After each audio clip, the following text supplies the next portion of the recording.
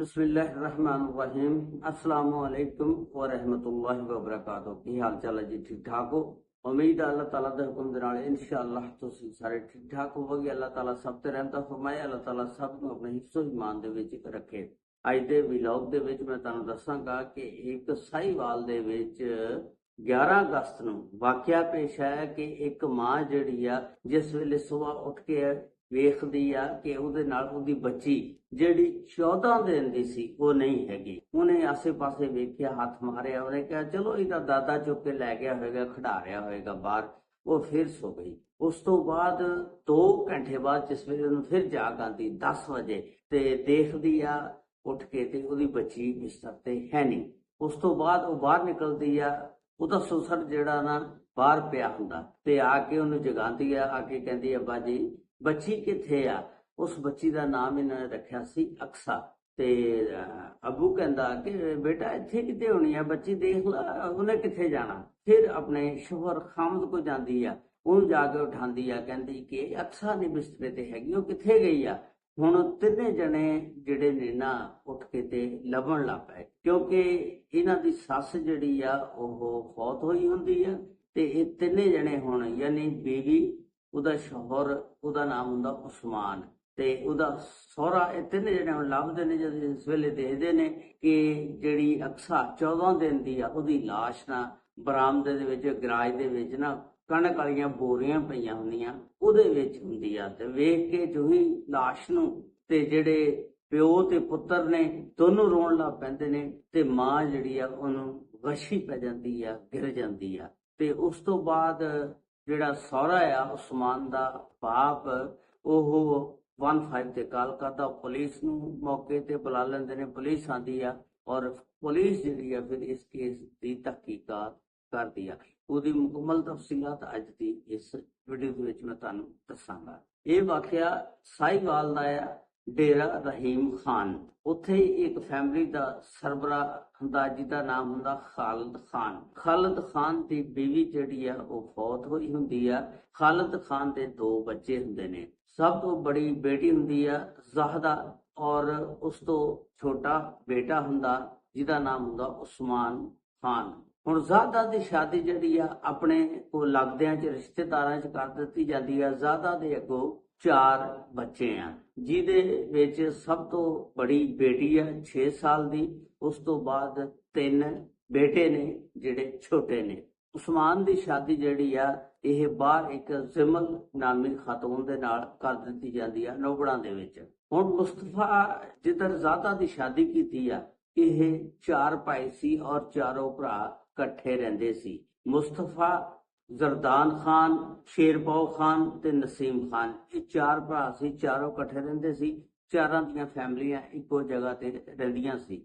ਇਹ 6 ਜੁਲਾਈ ਦਾ ਵਾਕਿਆ ਹੈ। ਸ਼ਾਮ ਨੂੰ 5 ਵਜੇ ਇਹਦੀਆਂ ਦੇਵਰਾਣੀਆਂ ਜਿਹੜੀਆਂ ਉਹ ਇਹਦੇ ਨਾਲ ਲੜ ਪੈਂਦੀਆਂ, ਕੋਈ ਕਿਸੇ ਬਰਤਨਾਂ ਤੋਂ ਝਗੜਾ ਹੋ ਜਾਂਦਾ ਤੇ ਉਸ ਤੋਂ ਬਾਅਦ ਲੜਾਈ ਇੰਨੀ ਵੱਧ ਜਾਂਦੀ ਆ ਕਿ ਬਹੁਤ ਜ਼ਿਆਦਾ ਵੱਧ ਜਾਂਦੀ ਆ। ਮੁਸਤਫਾ ਜਿਹੜਾ ਉਹ ਘਰ ਨਹੀਂ ਹੁੰਦਾ। ਜ਼ਾਹਦਾ ਨੂੰ ਜਿਹੜੀਆਂ ਨੇ ਇਹਦੀਆਂ ਦੇਵਰਾਣੀਆਂ ਭਾਬੀਆਂ ਨੇ ਉਹ ਫੜ ਕੇ ਤੇ ਝਗਾ ਵਜਾਉਂਦੀਆਂ ਨੇ, ਕੁੱਟਦੀਆਂ ਨੇ, ਮਾਰਦੀਆਂ ਨੇ। ਉਹਨਾਂ ਦੇ ਸ਼ੋਹਰ ਜਿਹੜੇ ਨੇ ਖਾਮਦ, ਉਹਨਾਂ ਦੇ ਆਦਮੀ ਜਿਹੜੇ ਨੇ ਉਹ ਵੀ ਘਰ ਹੁੰਦੇ ਨੇ, ਯਾਨੀ ਜ਼ਰਦਾਨ ਖਾਨ, ਨਸੀਮ ਖਾਨ, ਸ਼ੇਰਪਾਓ ਖਾਨ, ਉਹ ਵੀ ਤਿੰਨੇ ਘਰ ਹੁੰਦੇ ਨੇ।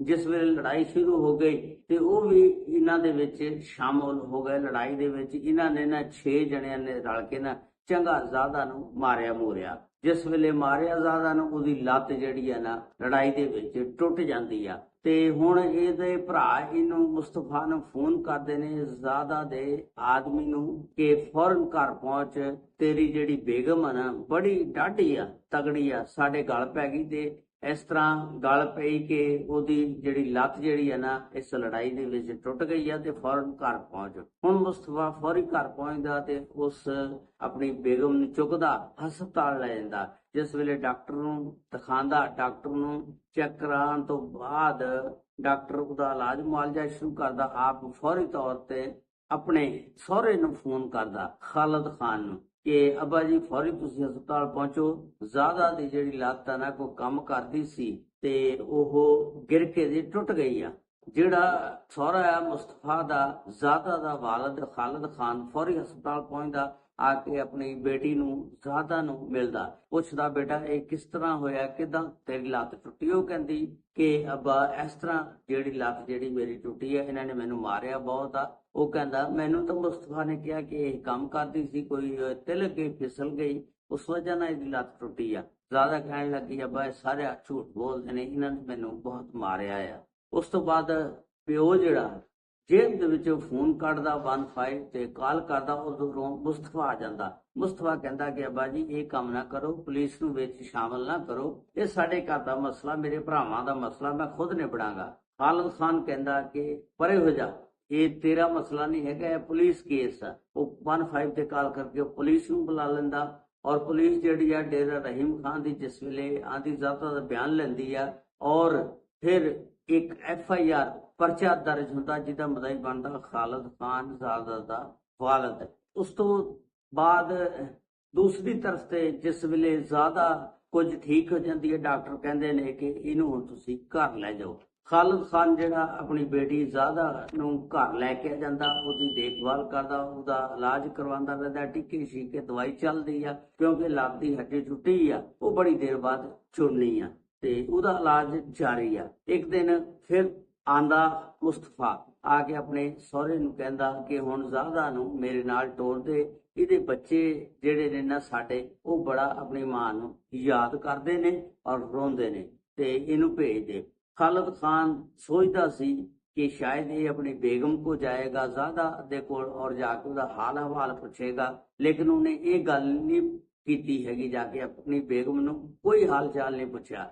ਬਸ ਉਹ ਆਪਣੇ ਸਹੁਰੇ ਨੂੰ ਕਹਿੰਦਾ ਕਿ ਬੇਗਮ ਨੂੰ ਮੈਨੂੰ ਤੋਰ ਦੇ, ਬੱਚੇ ਬੜੇ ਰੋਂਦੇ ਨੇ ਤੇ ਮੈਂ ਇਹਨੂੰ ਲੈ ਕੇ ਜਾਣਾ। ਖਾਲਦ ਖਾਨ ਕਹਿੰਦਾ ਕਿ ਦਫਾ ਹੋ ਜਾ, ਨਾ ਤੂੰ ਆਪਣੀ ਬੇਗਮ ਨੂੰ ਪੁੱਛਿਆ ਜ਼ਾਦਾ ਨੂੰ ਤੇ ਮੈਂ ਇਹਨੂੰ ਤੇਰੇ ਨਾਲ ਨਹੀਂ ਤੋਰਨਾ ਹੈਗਾ।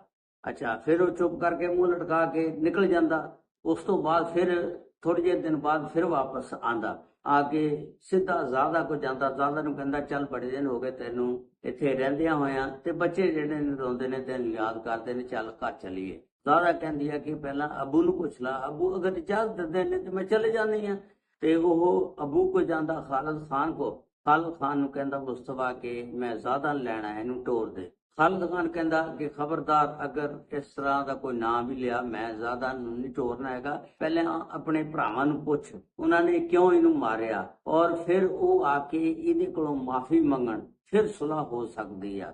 ਤੇ ਜਿਹੜਾ ਮੁਸਤਫਾ ਉਹ ਗੁੱਸੇ ਦੇ ਵਿੱਚ ਆ ਗਿਆ ਕਿ ਤੂੰ ਇਸ ਤਰ੍ਹਾਂ ਗੱਲ ਕਹਿ ਰਿਹਾ, ਅਸੀਂ ਨਹੀਂ ਇਹ ਕੰਮ ਕਰਨਾ ਤੇ ਨਾ ਮੇਰੇ ਭਰਾਵਾਂ ਨੇ ਆ ਕੇ ਜ਼ਾਦਾ ਕੋਲੋਂ ਮਾਫੀ ਮੰਗਣੀ ਆ। ਬਹਰਹਾਲ ਅਗਰ ਤੂੰ ਨਹੀਂ ਤੋਰਨੀ ਤੇ ਇਸ ਗੱਲ ਦਾ ਖਮਿਆਜ਼ਾ ਤੈਨੂੰ ਭੁਗਤਣਾ ਪਏਗਾ ਕਿ ਅੱਜ ਤੂੰ ਮੇਰੇ ਬੱਚਿਆਂ ਨੂੰ ਰਵਾ ਰਿਹਾ, ਕੱਲ ਨੂੰ ਮੈਂ ਤੇਰੇ ਬੱਚਿਆਂ ਦੀ ਵਜ੍ਹਾ ਦੇ ਨਾਲ ਤੈਨੂੰ ਰਵਾਵਾਂਗਾ। ਤੇ ਇਹ ਗੱਲ ਕਹਿ ਕੇ ਤੇ ਨਿਕਲ ਜਾਂਦਾ। ਉਸ ਤੋਂ ਬਾਅਦ 28 ਜੁਲਾਈ ਦਾ ਇਹ ਵਾਕਿਆ ਕਿ ਖਾਲਦ ਦੇ ਬੇਟੇ ਉਸਮਾਨ ਦੇ ਘਰ ਜਿਹਦੀ ਸ਼ਾਦੀ ਜ਼ਿਮਲ ਨਾਮੀ ਲੜਕੀ ਦੇ ਨਾਲ ਹੋਈ ਸੀ, ਅੱਲਾਹ ਤਾਲਾ ਨੇ ਕਾਫੀ ਦੇਰ ਬਾਅਦ ਬੱਚੀ ਦਿੱਤੀ। ਜਿਸ ਵੇਲੇ ਬੱਚੀ ਪੈਦਾ ਹੋਈ ਤੇ ਬੜੀਆਂ ਖੁਸ਼ੀਆਂ ਕੀਤੀਆਂ ਗਈਆਂ, ਮਠਾਈ ਵੰਡੀ ਗਈ ਕਿਉਂਕਿ ਔਲਾਦ ਬੜੀ ਦੇਰ ਬਾਅਦ ਹੋਈ ਸੀ। ਇਹ ਬੱਚੀ ਜਿਹੜੀ ਹੁਣ 14 ਦਿਨ ਦੀ ਸੀ। 11 ਅਗਸਤ ਦਾ ਵਾਕਿਆ ਕਿ ਇਹਦੀ ਵਾਲਦਾ ਜਿਹੜੀ ਆ ਜ਼ਿਮਲ, ਉਹ ਜਿਸ ਵੇਲੇ ਉੱਠਦੀ ਆ ਸਵੇਰ 8 ਵਜੇ, ਦੇਖਦੀ ਆ ਬਿਸਤਰੇ ਤੇ ਬੱਚੀ ਨਹੀਂ ਹੁੰਦੀ, ਫਿਰ ਸੋ ਜਾਂਦੀ ਆ, ਫਿਰ 10 ਵਜੇ ਉੱਠਦੀ, ਫਿਰ ਆਪਣੇ ਸਹੁਰੇ ਨੂੰ ਦੱਸਦੀ, ਆਪਣੇ ਸ਼ੌਹਰ ਨੂੰ ਦੱਸਦੀ ਆ। ਫਿਰ ਇਹ ਤੈਨੂੰ ਦੱਸਿਆ ਜਿਵੇਂ ਪਹਿਲਾਂ ਗੰਦਮ ਦੀਆਂ ਬੋਰੀਆਂ ਦੇ ਵਿੱਚ ਇਹਨੂੰ ਮਾਰ ਕੇ ਤੇ ਦੱਬਿਆ ਹੁੰਦਾ। ਤੇ ਜਿਸ ਵੇਲੇ ਉਹ ਗੰਦਮ ਦੀਆਂ ਬੋਰੀਆਂ ਚੋਂ ਉਹਦੀ ਲਾਸ਼ ਨੂੰ ਕੱਢਦੇ ਆ ਤੇ ਫਿਰ ਇਹ ਬੜੇ ਹੈਰਾਨ ਹੋ ਜਾਂਦੇ ਨੇ, ਪਰੇਸ਼ਾਨ ਹੋ ਜਾਂਦੇ ਨੇ। ਮਾਂ ਗਸ਼ੀਆਂ ਖਾ ਕੇ ਡਿੱਗ ਪੈਂਦੀ ਆ।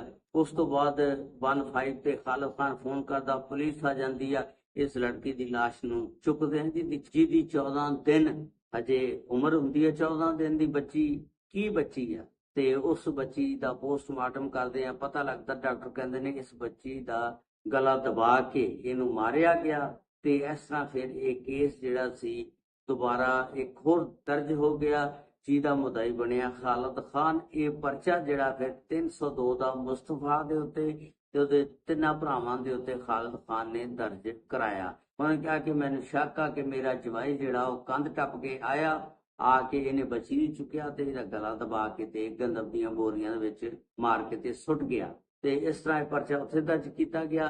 ਫਿਰ ਹੁਣ ਪੁਲਿਸ ਇਸ ਕੇਸ ਦੀ ਤਹਿਕੀਕਾਤ ਕਰਦੀ ਆ। ਪੁਲਿਸ ਕਹਿੰਦੀ ਆ ਕਿ ਸਾਨੂੰ ਦੋਨਾਂ ਘਰਾਂ ਦੇ ਸ਼ੱਕ ਆ, ਹੋ ਸਕਦਾ ਇਹਨਾਂ ਨੇ ਖੁਦ ਮਾਰੀ ਹੋਵੇ ਬੱਚੀ ਕੇਸ ਉਹਨਾਂ ਦੇ ਉੱਤੇ ਪਾਉਣ ਵਾਸਤੇ, ਜਾਂ ਹੋ ਸਕਦਾ ਬੱਚੀ ਨੂੰ ਮੁਸਤਫਾ ਔਰ ਉਹਦੇ ਭਰਾਵਾਂ ਨੇ ਮਾਰਿਆ ਹੋਵੇ। ਲੇਕਿਨ ਇਸ ਕੇਸ ਦੀ ਤਹਿਕੀਕਾਤ ਹਜੇ ਜਾਰੀ ਆ।